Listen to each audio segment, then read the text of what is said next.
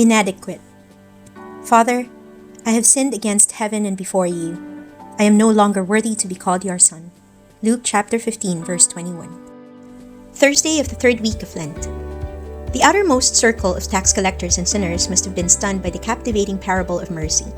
As Jesus describes the compassionate father who yearns for his son's return, the crowd's silence is piercing. Imagine how powerfully Jesus' teachings affect those on the fringes of society. As I explained earlier, ancient Judaism was filled with codes and classes, myriad classifications detailing what was permitted and not permitted, who was clean and unclean. Thousands fall outside the good categories, yet they all yearn for God's love. As Jesus teaches about the son's situation and the father's compassion, their hearts are moved and their eyes fill with tears. The sinners feel as if they are in the story. This parable is no longer about a fictitious son. This is about them. Jesus continues the parable with the son's quick response to his father's gratuitous mercy. The son, ashamed, admits, "Father, I have sinned against heaven and before you. I am no longer worthy to be called your son." Luke chapter 15, verse 21. The son is shackled by his shame and feels inadequate. The father, however, is filled with mercy and love, loving his son despite the son's judgment of himself. The father orders his servants to start the feast because, as he says, "My son was dead and is alive again. He was lost and is found." Luke chapter 15, verse 24. The son is consumed with shame, seeing only his mistakes.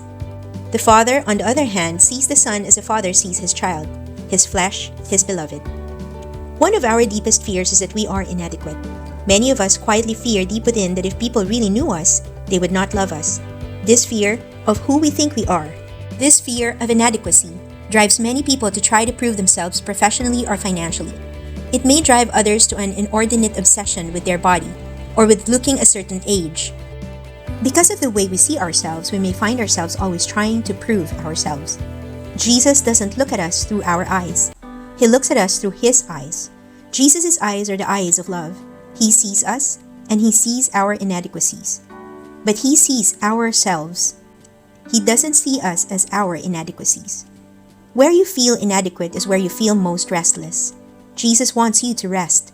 Ask Jesus what he sees when he sees you.